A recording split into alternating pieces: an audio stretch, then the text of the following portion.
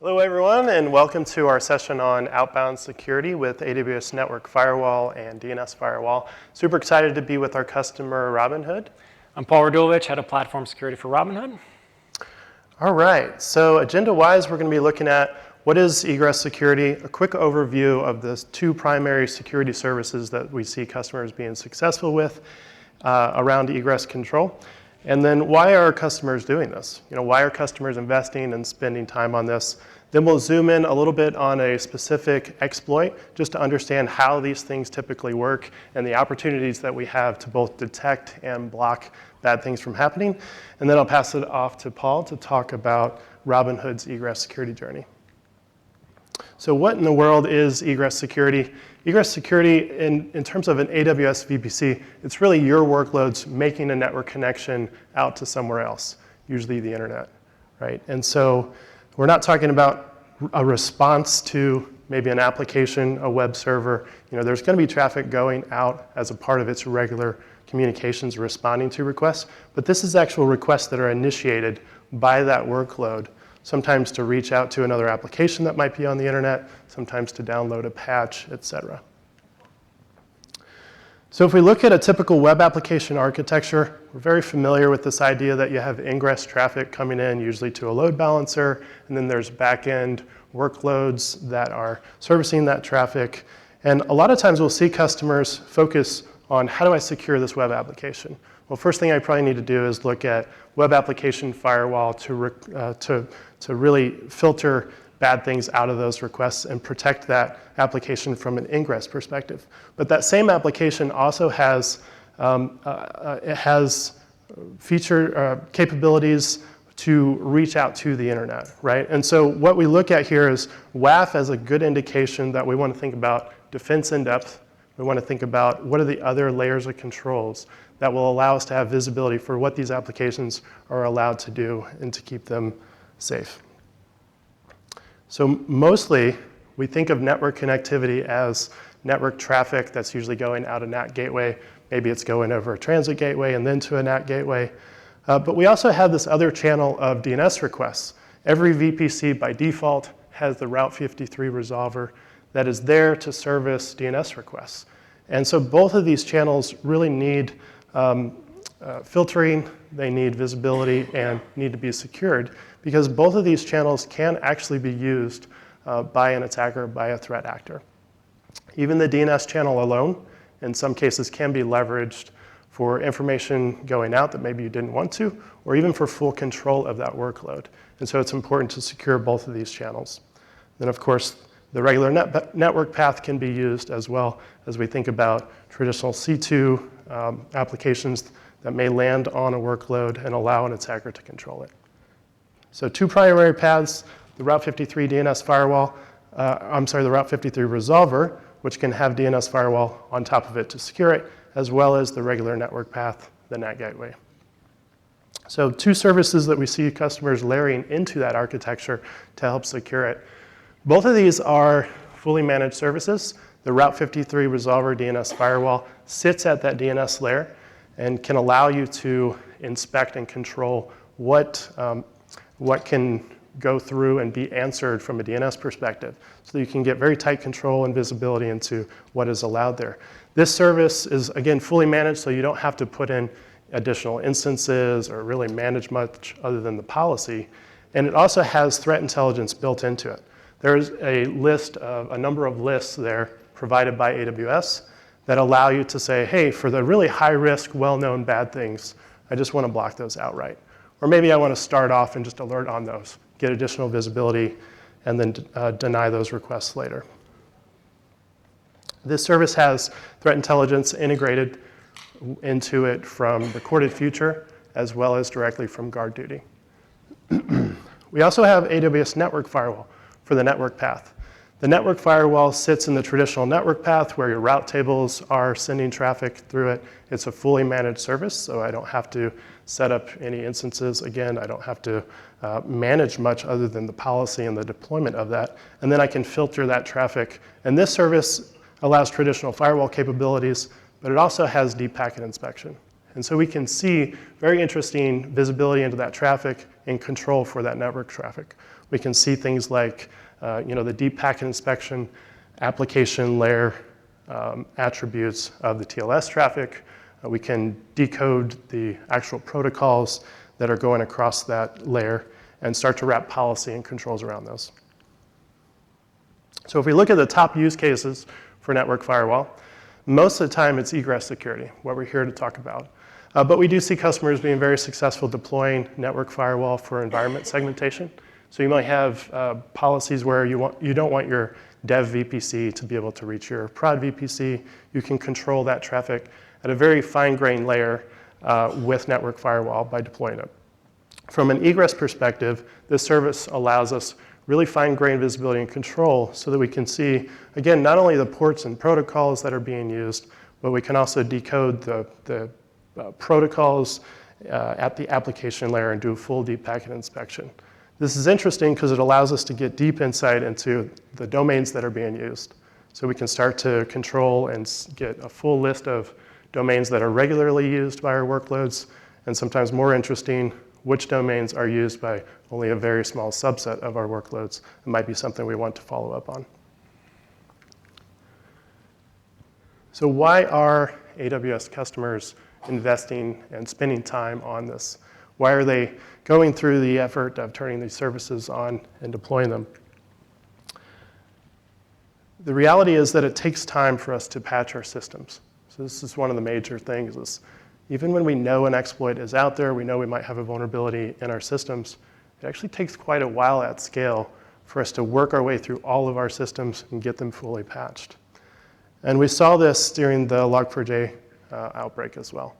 One of the big lessons learned there is that you need to have good visibility of what's happening, what connections are being initiated by your workloads out to foreign destinations on the internet, and be able to wrap control around that. The MITRE ATT&CK matrix you may be familiar with is an awesome catalog of how attackers operate. So it gives fine-grained detail of the actual procedures and the TTPs that they use to control systems, to move laterally. And if you look on this slide here, command and control is on the far right. And this is really where egress security sits. But it's not a great depiction of the importance of egress security. Egress security actually sits more so over on the execution phase because there's initial stagers sometimes that are very, very benign, make a very simple call, might not be super malicious, and it happens early on in this. And if we are able to detect that and block it, then we're able to take a lot of the things that an attacker would leverage after that off of the table and just block those outright. One of the things we hear from customers is in an environment where there are good, mature egress security controls, it's very difficult for red team operators to work. They tell us when they do their penetration tests and their testing that if they go through this process, which is what Robinhood's going to really talk about their journey, if they make their way through that process, it really is effective. It's really making their lives and their jobs much more difficult, which is great because it means that it's going to be more difficult for an attacker to be able to get into the system. And there's really two primary themes that come out of this. One is prevention. As we think about what do we want to prevent, obviously ransomware is a big one. This egress security control is not just a detection mechanism, but it really gives us an opportunity to have an early capability to block things. And it ends up being very effective for preventing compromise in the first place. And we hear a lot about supply chain. How do these incidents come about? How does this compromise come about? Of course, there are various mechanisms, but one of the big ones is that we don't always have a really tight control of what software is running on our workloads. And some of that software may actually be making calls out to destinations and pulling down even more risky software. And so this gives us a chance to prevent that from happening. It also gives us an additional layer to have detective controls.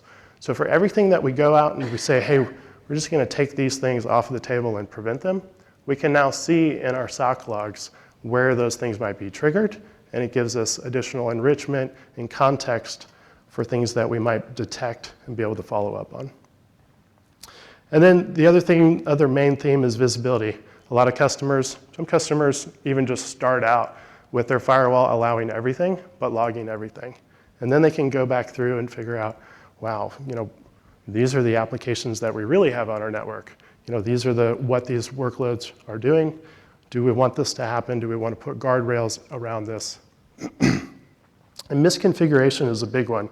As we work with customers through their network firewall deployments, a lot of times they'll come back to us and say, hey, we found this traffic hitting the firewall that we didn't expect to be hitting the firewall. In some cases, that might be services that you expect to have a VPC endpoint for, where that traffic should go directly to the VPC endpoint and not out the NAT gateway or towards the internet. And so now we can see where that might be happening, which is a great indication that possibly for that VPC, there's other misconfigurations or other guardrails that we want to look into. So we can see these early on. And then SOC enrichment for everything in the firewall that we have configured. For those managed rules that I mentioned to you, these well-known list of high-risk things that maybe you want to alert on or block outright, this is additional context added to your logs. So for example, if you see maybe a guard duty alert on a workload, you're now able to take that and say, well, what do I have from a network perspective for other things that might be happening by that workload? And then I can also leverage this data to do threat hunting, least frequency analysis, kind of reverse stack ranking, where I might want to say, what are the top domains being used by my workloads? That's interesting. But what are the domains that are hardly ever used? Or the domains that are used only by a few systems? And should those be used? I'm now able to figure out where those are and get visibility into tracking those down. All right, so let's zoom into a specific exploit. I'll go through this really quick. The characteristics and the indicators as a part of this are very common. I just happened to pick this one because it's a relatively recent, but it's well documented how it works. This exploit, first thing it does is it uses a living off the land wget request directly to an IP address. Most applications would, legitimate application behavior is usually going to resolve DNS before it makes a request out to an IP address. This indicator shows up time and time again. So it's not specific just to this one piece of software or this one exploit. It showed up in the log4j. We see this pop up over and over. Direct IP communications, in many cases, are a good thing to follow up on, right? And so we can see this is happening. We can also see that the HTTP protocol in this scenario is using a weird port 8765. That's odd, right? Why would an attacker use a high port? Well, that system that this workload is reaching out to, it may also be a compromised system. And that system might actually be a web server that already has a legitimate application running on port 80. And so they don't have port 80 available to them. Maybe they don't even have root access to that system. So they have to choose a high port number. This gives us an opportunity, additional opportunity, to identify things very early on and to stop them from happening. So we should be optimistic.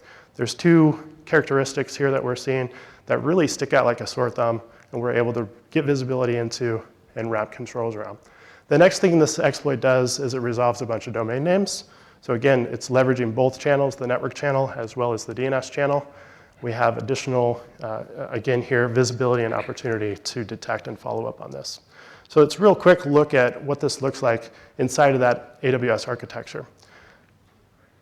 So usually the workload, in this case, is going to make a pretty benign request from wget. Is wget bad? Not necessarily, but it can be used as a living off the land piece of software to download things that are bad. In the case of this, it's using the HTTP protocol over a weird port number. Again, we're able to see that quickly and block it. Now, we should pause here and think, how in the world did this piece of software get on my workload in the first place, right? Supply chain could be an issue. It could be a Docker file with a single line in it that pulls down a package that you didn't necessarily mean for it to be there. It could be an image that accidentally a piece of software landed on, right? There's various ways that something could have landed here. It's our job as network security professionals to start to bring controls and visibility into where this might be happening. And then that wget request as the first technique, if you will, is making a call out to the threat actor. And Again, this is still pretty benign at this stage, but it's asking for a malicious file. This is where things start to get interesting. If it can download and get that malicious file, it's going to execute that malicious file on the system. Immediately, that system is going to start making DNS requests out. And these DNS domains are wildly different from the DNS domains that your workloads typically use, right? So we have an opportunity to see and control that and block it very early on. This is really pre-full compromise. Even at this stage where we've downloaded the file, it can't really do much without that outbound access to the internet and access to the C2 server. Then we start to see the higher risk behavior happening out of the workload, out of the compromised workload, and full control by the threat actor if those network connections are allowed outbound. So what an attacker usually would do once they have that level of access, this is full compromise, the system is actually fully controlled, is attacker might start to look at, well, what credentials might sit on that workload that I can use for other things?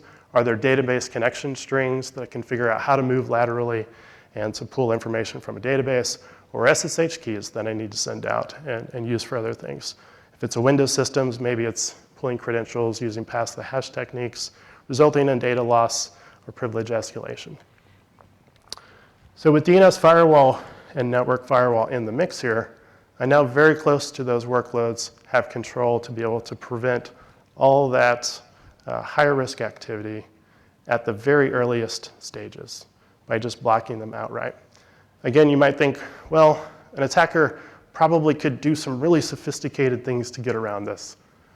We don't actually see that much. What we typically see is these indicators and these behaviors that stick out like a sore thumb are used over and over and over again. And they don't really have full access to the workload to do interesting, more sophisticated stuff until this happens. So again, if we're able to catch it early, we can prevent full compromise. And now I'm going to pass it off to Paul to talk about their specific egress security journey. Thank you very much, Jesse. So Jesse covered a lot of the why. We're going to talk a little bit of the how, at least in Robinhood's kind of progress and journey through our egress security. All right, so if there are two slides to take a picture of here, it's probably this one and one of the other ones close to the end. I'll let you know. Earlier, we saw CJ Moses when we were talking about Log4j. One of the other things he talked about was defense in depth. So I'll call this the cheese in depth slide here. It kind of looks like Swiss cheese. One of the things that we're really trying to impress here is we have limited engineering resources. I think we're all kind of in the same boat when it comes to that. And so not over-indexing on a single security control, right? You may be using AWS WAF, you may have guard duty. Here we're talking about DNS firewall and network firewall. In addition to that, software supply chain, vulnerability management, encryption at rest, encryption in transit.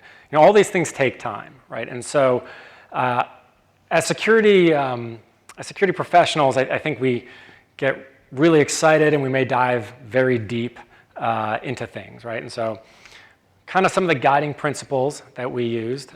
First one of my favorite ones actually, is don't let perfect get in the way of progress. Don't let perfect be the enemy of good, right? As I was saying, as security professionals, sometimes we just want that perfect solution to the problem. Oftentimes, we're also very specialized.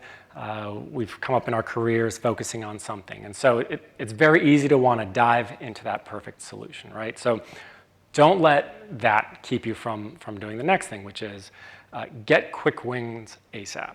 All right? There's a lot of low-hanging fruit out there. There's no reason not to do it. Again, limited engineering resources. So add a lot of slices of cheese to your security model.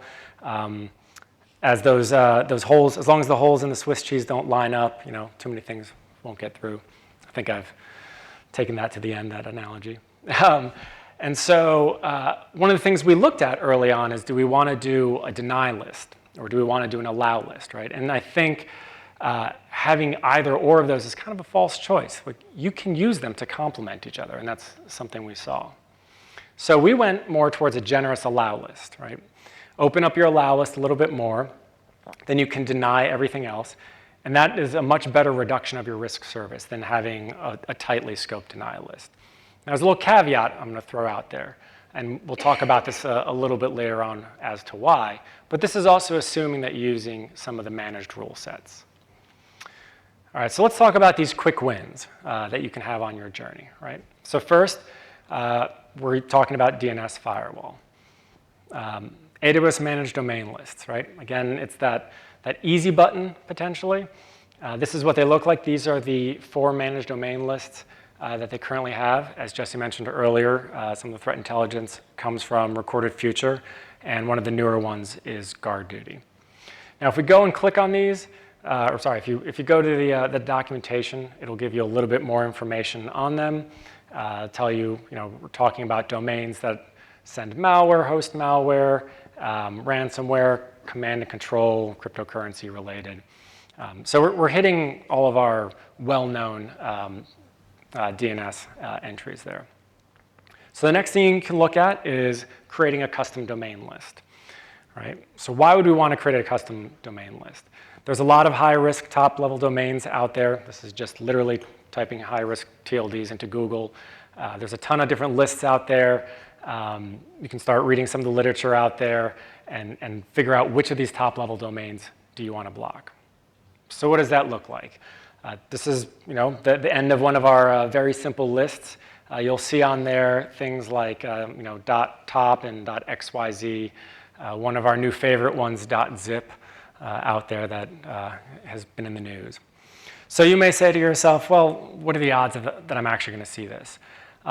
Sometimes you may have a situation where you're taking in-office traffic, you're piping it through a VPN, maybe you're going through a VPC. If you have situations like that, you might actually see this traffic, right? Here we see over 6,000 hits on the block. And the nice thing about these, the 2 different firewalls is you can send the logs to any of your existing solutions, right? That may look like CloudWatch logs. That may look like your security data lake. In this case here, you'll see that we have Splunk for this use case. All right, so in addition to that, some of these custom domain lists, let's take a look at some of the .top domains that have hit. Again, these are things that we don't really don't have a valid business case, right? So these things do work. They're going to filter out a lot of the cruft at the top. All right, next big quick win. Now we're going to move on to network firewall. It's going to look really familiar, the AWS managed rule groups. Again, kind of the easy button that we have there. So what do those look like? Going in, you can look at your domain and IP rule groups, a lot of the threat signature rule groups down there. And these are the ones that you can, when you click on the threat signature rule groups, you'll actually see, as of recently, they've started adding when those rules were last updated. So we're looking here at the threat signatures for some of the botnets. The rule group or the signature is less than 2 weeks old. In addition to that, you can actually subscribe to some of the SNS topics and know exactly when there have been changes to these signatures. In addition to that, down at the bottom, you'll see the actual Suricata rules that they're using. So if you want to dive a little bit deeper, maybe it's something that you want to take and customize. And then what does that look like? Here we're adding them to our stateful rule groups for the network firewall. 2 things to note. First is the capacity units that it takes. There is a limit, so you might not be able to add all that and some more customized things. So you may have to weigh and prioritize which rule groups you want. And the other thing here is this column, running in alert mode. You'll see this is from when we had alert mode enabled for all of them. This is important. Similar to WAF, I think if folks are familiar with building WAF rules, a lot of times you'll generally put them into count mode first before you set them into block. Make sure that you're not blocking legitimate traffic. It's just as important here. You set them into alert mode first. Make sure that you're not blocking any of your legitimate workloads, and then you'll put them into block mode. All right, so let's first talk about what didn't work well for us, or what we tried to do initially and then didn't do. So if we look at the spectrum of application behavior, unlike our users or potentially some of our developers, our applications are actually fairly predictable in how they're talking on the network. So this would mean, as we thought, that an allow list is pretty feasible, right? In fact, we had a goal early in the year that 100% of our outbound traffic would be attributed to a team or a service and allow listed by destination address and port. That seems reasonable. I want to know everything I'm talking to. Well, that only really works, we found later on, if that allow list isn't too narrow. And we'll dive into that. So let's look at the spectrum of application behavior, right? Initially, you'll have your known legitimate egress behaviors. That's pretty easy. And you also have your known high-risk behaviors, right? So what can we do? All right, we can go with a narrow allow list, just let out what we know we need, or maybe we want to just not let out all of these threats, right? We'll do either or of these, pretty easy. Well, again, we found that the or wasn't really the best way to do it. So let's fill out this spectrum of behavior and application traffic. So in addition, you're going to have some future legitimate use case traffic. You may have new features that you're trying to push quickly, new applications. And then on top of that, you've got all this potential for unknown high-risk behaviors, right? So again, you could have that narrow allow list for just your known legitimate traffic, and then just deny everything else, right? Easy. The problem is you start to realize that that narrow allow list isn't going to be narrow forever, right? That strict allow list is super time consuming, right? You're going to be that single point of contact every time someone can't, their traffic can't go out. You're going to be that number one reason an application is broken. They're going to call you first, no matter what the issue is, and say, I think you're blocking me. It's your fault. I can't get out. It's not a security group. It's network firewall. It's your problem, right? And so this is that problem area, right? That future legitimate use cases. So what does work well for us? We're going to go back to this diagram here, right? So we decided we could still use the managed rules at the top to filter out all of the well-known bad behavior. And then that allows us to actually have a more generous allow list, which covers not only our known existing traffic, but some of that future legitimate egress behavior, right? Now, there's going to be a little bit of overlap here in our generous allow list, right? In our case, we know that we're going to allow out anything Robinhood.com, right? But we may also decide we're going to let out everything, .org. And some of that could, again, be in that risky area, right? So we could take some of those domains that we think are risky, maybe in our use case, .org is a little bit risky. We're not going to allow it through, and we can add that to some of our higher risk, unused top-level domains. So maybe .zip is in there, .xyz, .top, and we'll put those into our custom rules like we saw earlier. So what have we done?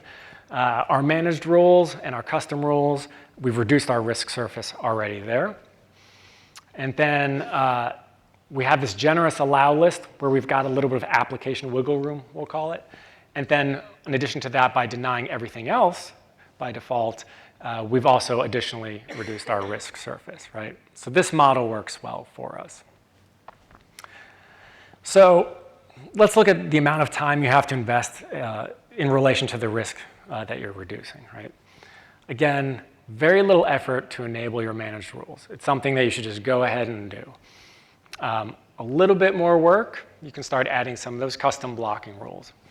Again, you've done a pretty good job of reducing risk with just those two things. And then having your generous allow list, where after that you're going to block by default, again, you're reducing that risk, not a huge amount of time invested, right? Now, that's not to say that you don't want to go all the way, create that really narrow allow list, but remember the amount of time you're going to have to put in compared to the amount of risk you're then reducing and the amount of work that you're creating for yourself in the future. All right, so what does that journey look like for Robinhood? How have we gone down this line? So again, initially we go with DNS firewall managed rules. First thing you do is you set them up in alert mode, then set them up in block mode once you're confident. You've looked at your traffic for enough time that you feel confident about it. Go ahead and do the same thing for network firewall, doing your managed rules there. Then we can start looking at our higher risk, unused top-level domains and ports. And we can start building that generous allow list of, again, domains and ports, right? So after that, we might say, all right, allow only the used top-level domains and destination ports we want. Again, we've got our managed rules on top of that. We're gonna block everything else, right? Do that by default. If you get to this point, you've done a ton of work, right? We've got a lot of Swiss cheese now. I had to use it one more time. We've got a lot of Swiss cheese in our security there already. Now, it doesn't mean that you don't want to go on and you can continue to build, an additional generous allow list of second-level domains. Then maybe say, all right, instead of all of .com, I know that I'm just going to allow Robinhood or Ubuntu.com, right? And then, again, way off in the future, you can begin building that narrow allow list if you want. All right, this is not the slide to take a photo of. It's coming up soon, I promise. So what does a good starting egress policy look like when we were talking about building out those custom rules? So this here is kind of a good starting spot. So we'll go through it. At the top, you'll see that we're going to alert on anything coming through TCP from our home net, which will be our subnets, going to anything that's not going, I should say, to port 80 or 443. So that'll send an alert to our logs. The next line, we're doing the same thing for UDP, but if it's not going to port 123. So here we're talking about NTP or time servers. And so we're going to say anything that's not going to these, we're going to alert. You're going to start looking at your logs, and over time, you may have other legitimate destination ports. So for example, if you're doing a lot of mobile app development with Apple, port 5223 might pop up in your logs. There are other legitimate ports that might show up. Now, the next thing we see is we're doing a blanket alert on all egress HTTP and TLS domains, right? So what we notice later on, we'll see some of these pass rules. Pass rules don't log when you reach them. So we're going to do a blanket alert in order to get all of this data, all of the different domains for HTTP and TLS into our logs. Again, going back to CJ Moses' slide, the last item was actually logging, right? And you want that visibility not only to know if you need to expand your allow list a little bit more or change your custom rules, but you just want to know where your traffic's going, right? That visibility, at least to me, is very reassuring. So you're going to have those alerts in there.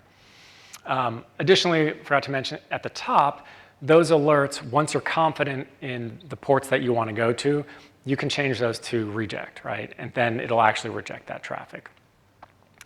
So after that, we have our HTTP top-level domain allow list. And so here I've got a little bit of cheating. I threw a secondary domain. I've got Robinhood.com. I know I'm OK sending traffic there. I've got .com, .net, .org. Again, tweak this for your use case. You might be in education, .edu, or government.gov. Now, you might be asking yourself, isn't .com, like all of .com, a little broad and a little scary?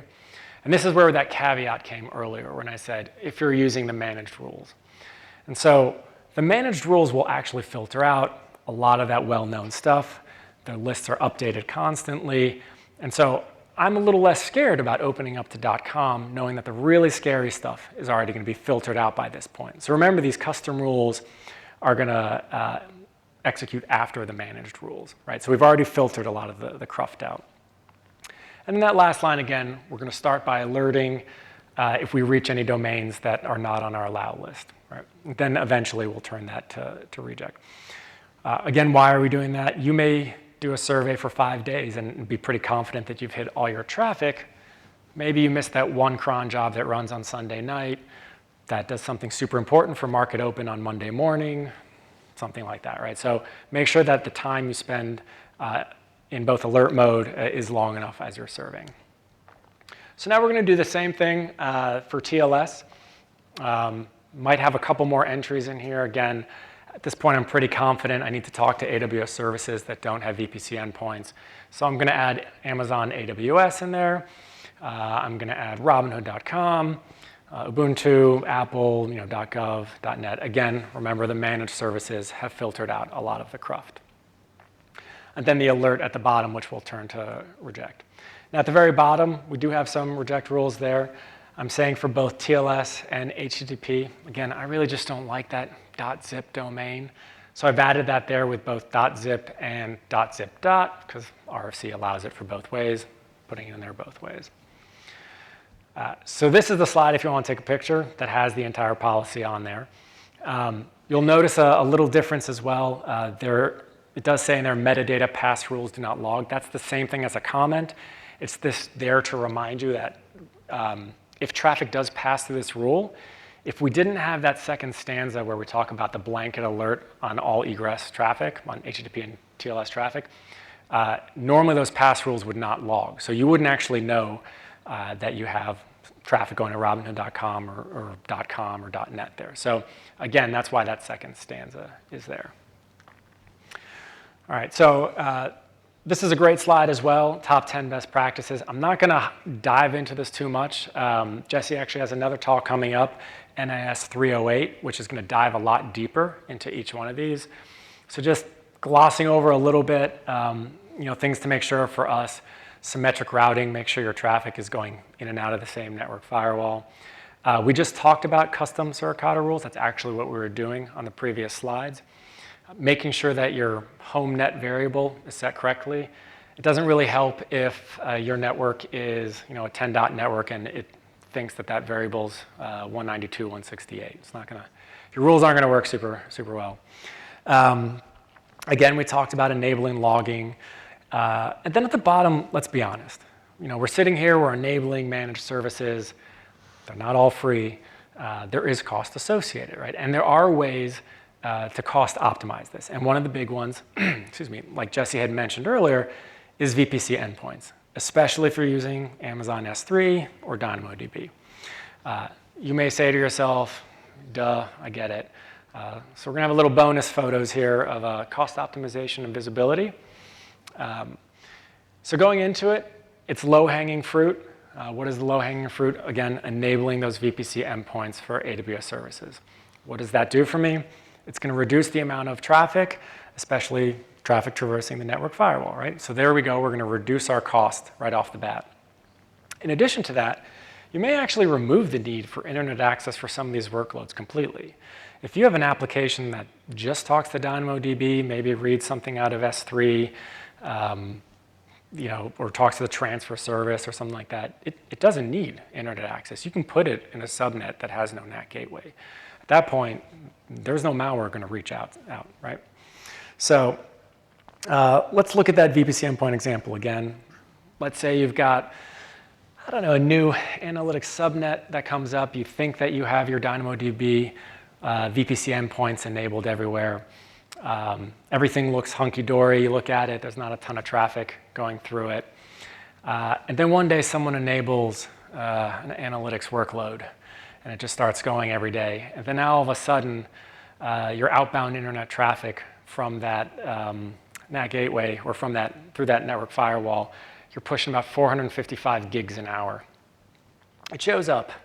You notice it eventually, but you wouldn't notice it if you didn't have that visibility on, right? And so you can see the big difference. As soon as we enabled DynamoDB VPC endpoint, the maximum amount of traffic going out was 22 gigs in an hour, right? So pretty significant difference, right? We can look at it a different way. Here's another fun graph looking at it. So, it's kind of scary when you see this amount of data going out of your NAT gateways. Then you'll see it go back to kind of normal. So everywhere from cost, security, there's tons of reasons to do this. There are ways to have the managed services not be a scary cost and well worth it in the end in terms of security.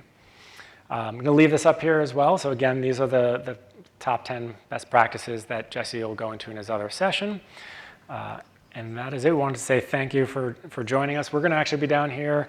Wanted to leave some time at the end. We know folks oftentimes have questions. Everybody's environment looks a little bit different. So we'll be up here if anyone has any other questions.